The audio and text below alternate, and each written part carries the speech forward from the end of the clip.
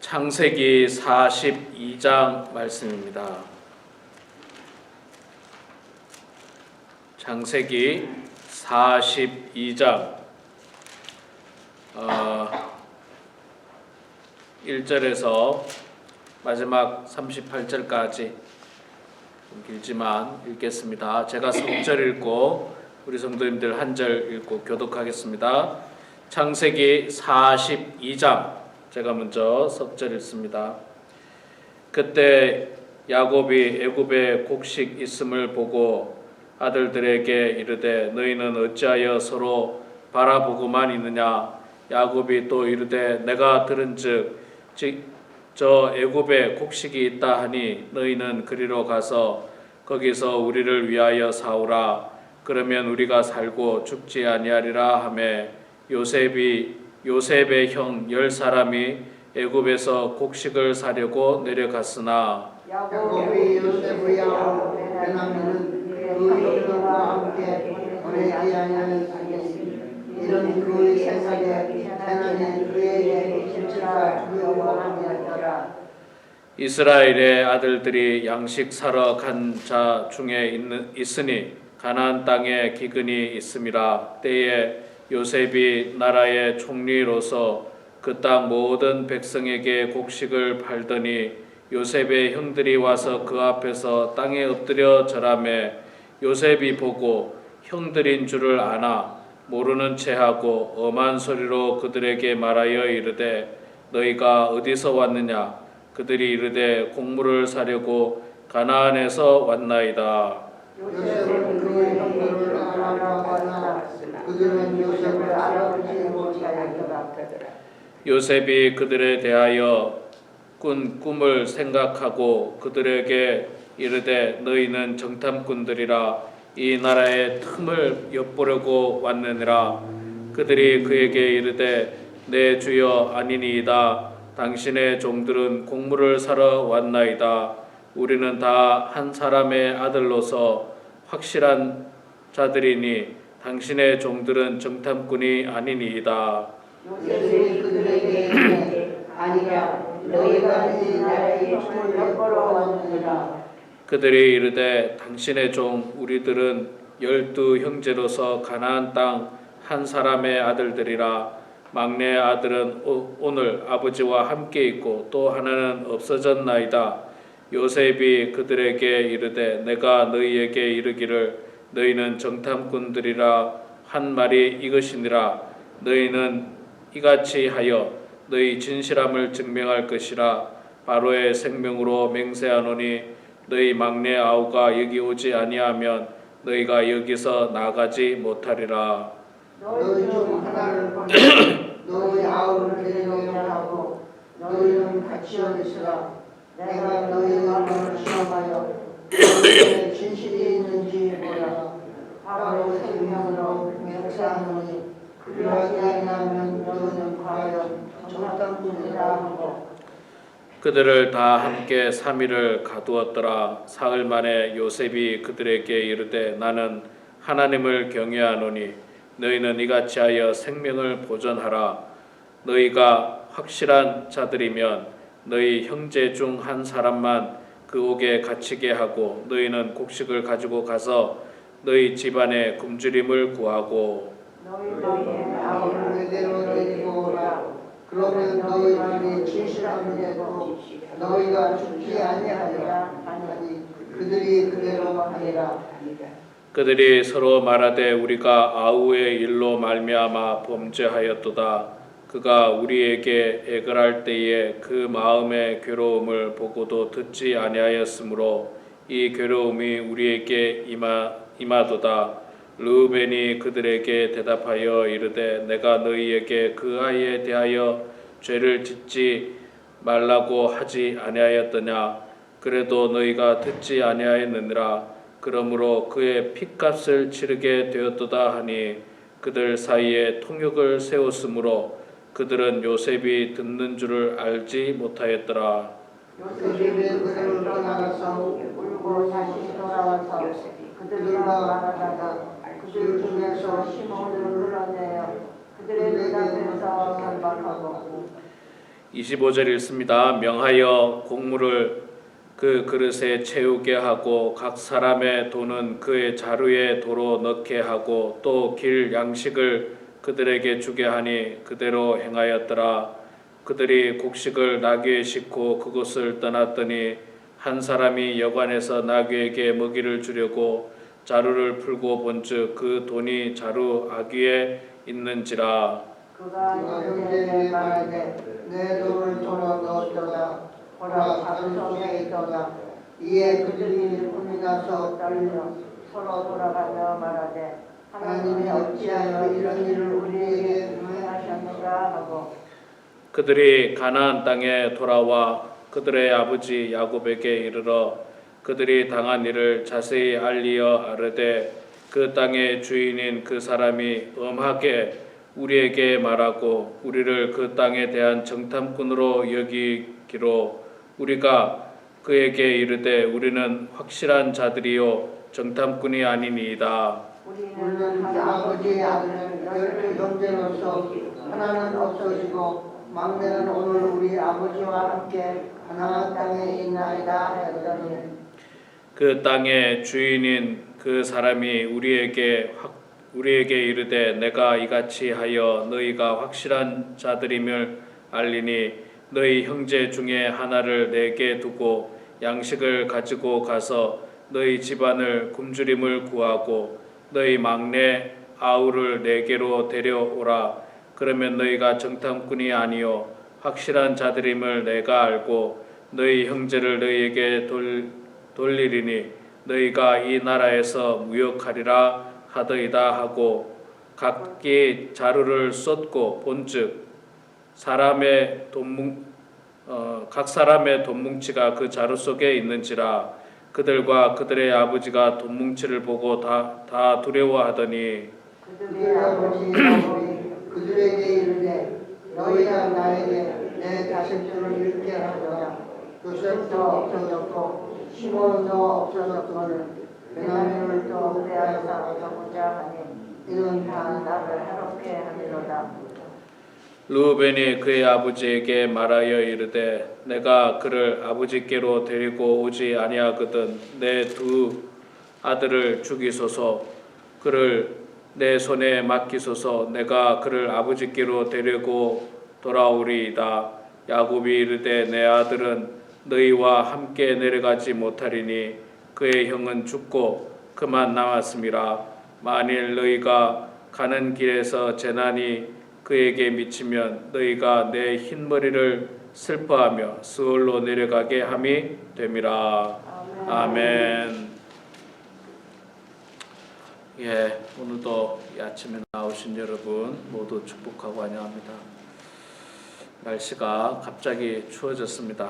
여러분들 늘 건강 유의하시기 바랍니다. 자, 오늘 창세기 42장 말씀 읽었습니다. 요셉이 애굽으로 팔려갈 때 나이가 17살이었고 애굽에서 총리가 된 나이가 30살이었습니다. 13년이 지났죠. 그리고 7년 풍년이 있었죠.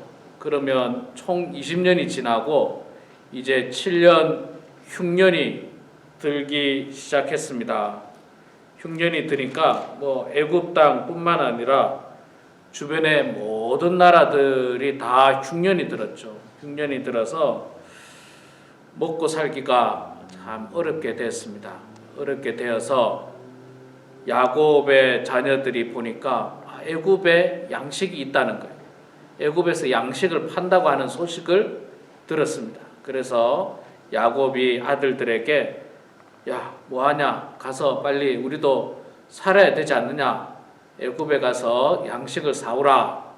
그렇게 아들들을 다 보냅니다.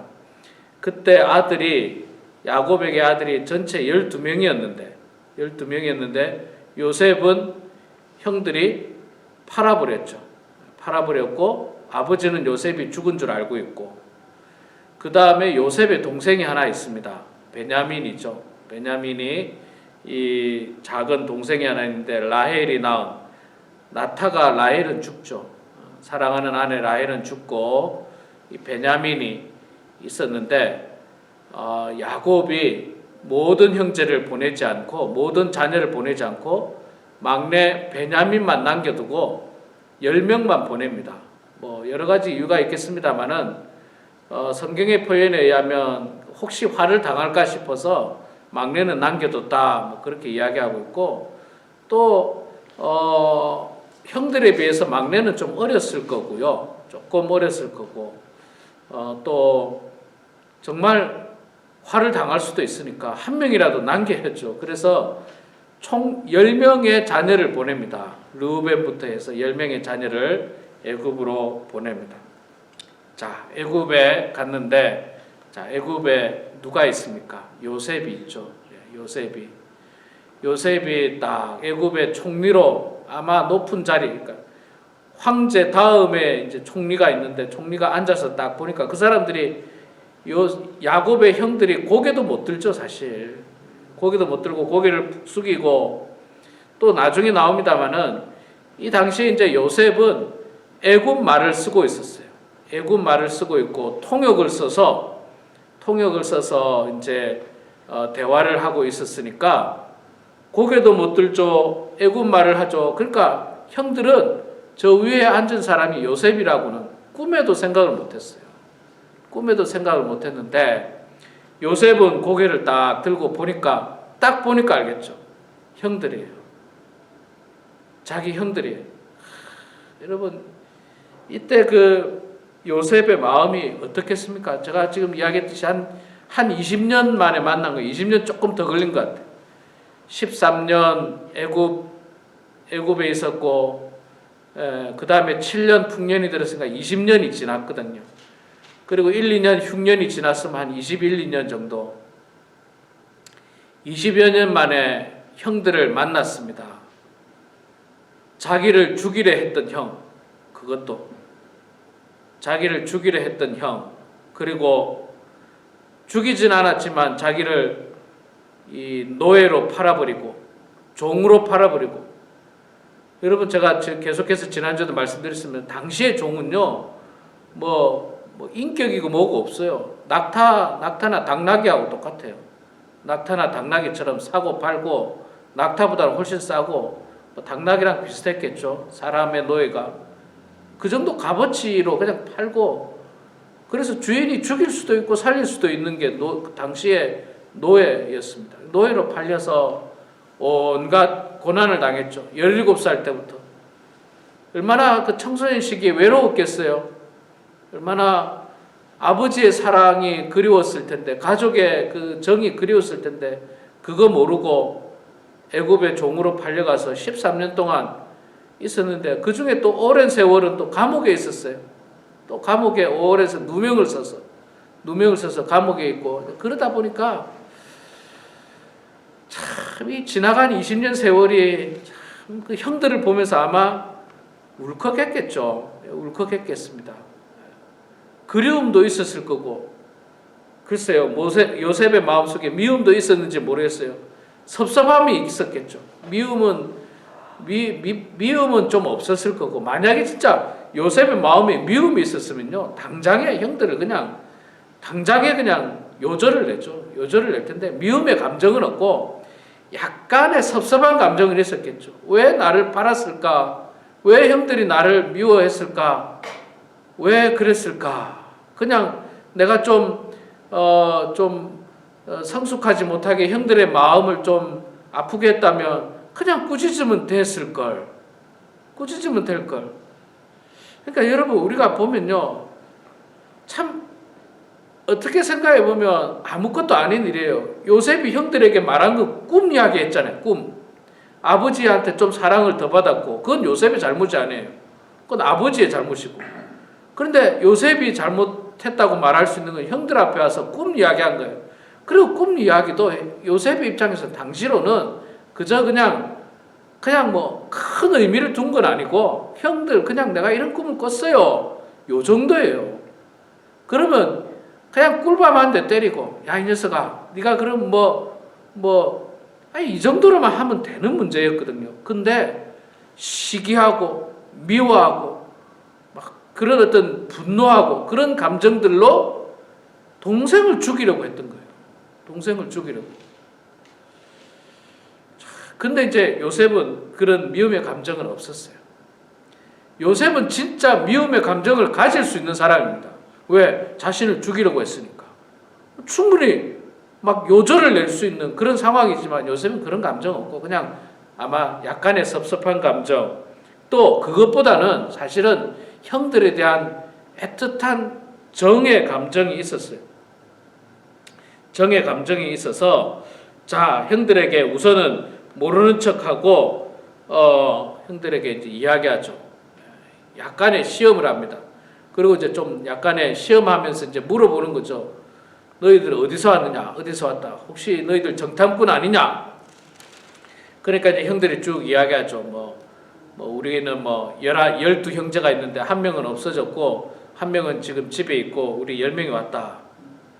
한 명이 없어진 게 아니고 어떻게 했습니까? 자기들이 죽이려고 했고 노예로 팔아버렸죠. 정확하게 말하면 없어진 게 아니에요. 자기들이 팔아버렸는데, 근데 팔아버렸다는 말은 못하고 없어졌고 막내만 지금 집에 있는 우리는 그냥 한 가정의 형제들입니다. 그렇게 말하는데 요셉은 다 알면서도 모르는 척하고 형들에게 이제 이야기하고 형들을 잠깐 가뒀다가 곡식을 사러 왔으니까 나머지 가족들이 이제 양식이 없으니까 사러 온 거 아닙니까? 그래서 빨리 이제 돌려보냅니다. 한 명만 남아있게 하고 돌려보내고 막내를 다음에 데리고 오라고 하죠. 돌려보낼 때 또 요셉이 어떻게 돌려보냅니까? 그 양식을 사러 온 돈을 받았다가 도로 다 집어넣어줘요. 몰래 다 집어넣어줍니다. 다 집어넣어주고 이제 돌아가는 이제 그런 장면이고, 돌아가서 아버지를 만나서 자초지정을 이야기하는 장면이에요. 그런데 여기서 있잖아요. 여기서 그 형제들이 이런 말을 하게 됩니다. 이런 말을 몇 절입니까? 21절에 보면 이렇게 이야기하고 있습니다. 그들이 서로 말하되, 이제 자기들끼리 이야기해요. 요셉 앞에서. 근데 요셉이 못 듣는 줄 알았죠. 애굽 사람인 줄 알았으니까. 통역을 세워서 했으니까. 21절에 그들이 말하되 우리가 아우의 일로 말미암아 범죄하였도다. 그가 우리에게 애걸할 때에 그 마음의 괴로움을 보고도 듣지 아니하였으므로 이 괴로움이 우리에게 임하도다. 자, 여러분, 이게 요셉이 이제 못 듣는 줄 알고 못 알아듣는 줄 알고 이제 이야기를 하는데, 야, 생각해 보니까 우리가 옛날에 동생 요셉을 죽이려 할 때, 노예로 팔려고 할 때 그가 우리에게 애걸하는 그 모습, 그게 그들의 모습 머리에 떠올랐던 거예요. 요셉이 애걸했을 거 아닙니까? 형님들 왜 이러세요? 형님들 왜 이러세요?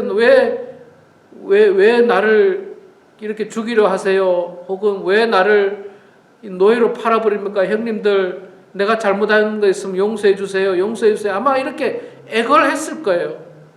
사정했을 거예요. 형들 용서해 주세요. 혹시 내가 잘못한 거 있다면. 막내 동생이 그렇게 애걸했습니다. 그런데 그거 무시해버리고 형들이 팔아버렸잖아요.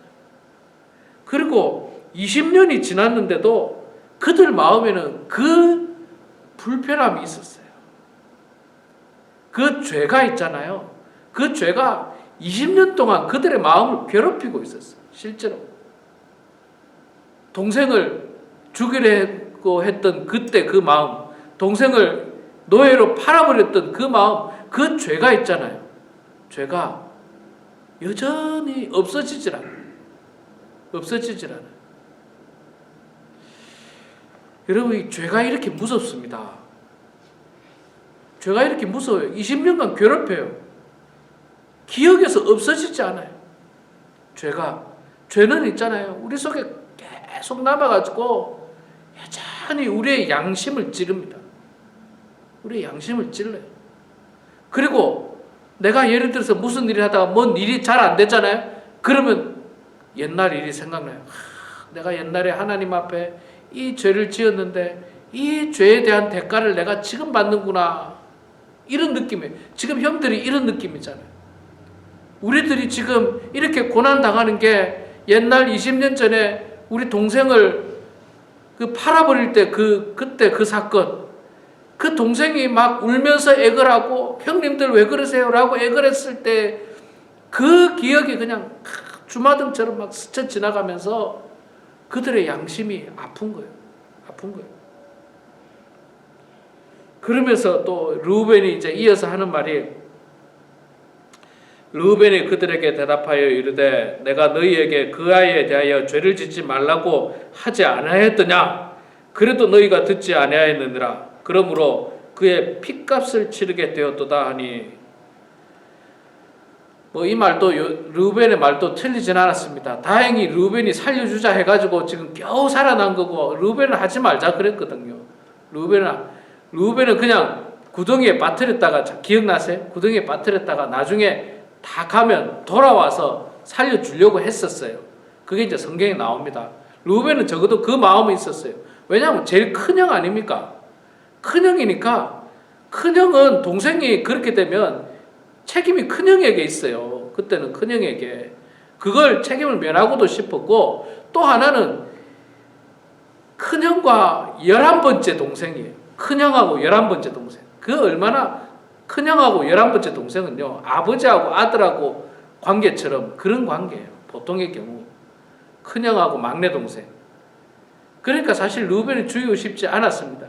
그러면 좀 더 단호하게 동생들에게 그러면 안 된다고 야단을 치고, 동생에게 그러면 안 된다고 그렇게 강력하게 했어야 되는데, 르우벤도 그냥 말은 했지만 동생들 뜻에 따랐잖아요. 결국은 동생들 따라서 그냥 노예로 그냥 팔아버렸잖아요. 노예로 팔아버리고, 팔아버린 돈을 가지고 형들이 아마 나눴을 거예요. 돌아오면서 맛있는 거 사 먹었는지 뭘 했는지. 참 그 죄가 20년 동안 그들 마음을 괴롭히고, 또 지금 뭔가 일을 하는데 자기들이 곤욕을 당하니까 그게 생각이 나고, 우리가 그때 죄 지은 것 때문에 그런가 보다 라고 두려움과 공포에 떨고 있습니다. 여러분, 죄가 이만큼 무서워. 죄가 이만큼 무섭습니다. 내가 죄 짓고 그냥 덮어두면, 잊어버리면 다 끝나겠지. 천만에요. 안 끝나요. 안 끝나요. 한국에서 이제 그런 게 있었어요. 아니요, 이건 제가 또 정치 이야기니까 하지 말고요. 어쨌든 죄라는 건 대단히 무섭습니다. 죄라는 게 대단히 무섭고요. 이 죄는 숨겨지지가 않아요. 언젠가는 또 드러납니다, 여러분. 언젠가는 드러나요. 그리고 설령 안 드러나도 있잖아요. 내 마음속에서는 없어지지가 않아요. 이 죄가 하나님 앞에 용서를 구하고 철저하게 참여하지 않으면 여전히 그 죄는 내 마음속에 남아가지고 나를 어쩌면 평생 괴롭힙니다. 평생 괴롭혀요. 그렇기 때문에 우리는 첫째는 죄를 짓지 않도록 노력해야 되고요. 첫째는. 둘째는 설령 내가 죄를 지었다 하더라도 정말 하나님 앞에 이 용서를 구하고 회개하고 자복하고, 그리고 그걸 돌이킬 수 있으면 돌이켜야 돼요. 동생을 팔았지만 그게 잘못됐다 싶으면 가서 다시 데리고 올 수 있는 그런 용기들이 필요한데, 사실 이 형들은 그런 일들을 전혀 하지 않았습니다. 그래서 지금 요셉 앞에서 엄청난 곤욕을 치르고 있어요. 죄의 대가를 치르고 있는 거죠. 말하면 죄의 대가를. 하나님은 있잖아요. 우리 죄를 그냥 넘어가지 않아요. 반드시 대가를 지불하게 하십니다. 대가를 지불하게 하시고, 우리가 대가를 지불하지 못하면요, 대신에 예수님께서 피 흘리셔서 그 대가를 지불하신 겁니다. 대가가 있어요. 공짜로 사함받은 게 아니에요. 여러분, 죄가 이만큼 무섭다는 것, 죄가 이만큼 무섭다는 것 우리 다시 한 번 더 마음속에 생각하고요. 죄 짓지 않도록 노력하고, 또 지은 죄가 있다면 하나님 앞에 늘 참회하고 회개하고, 그래서 용서를 구하는, 그래서 정말 마음에 무거운 죄의 암덩어리를 지고 살지 말고 정말 가벼운 마음으로 죄 없이 깨끗한 마음으로 하나님 앞에 나아가는 그런 우리 모두가 되게 주의 이름으로 축원합니다. 기도하겠습니다. 사랑의 아버지 하나님, 은혜를 감사합니다. 부족한 저희들 사랑해 주셔서 오늘도 이렇게 추운 날씨지만 주님 전에 나오게 하시니 고맙습니다.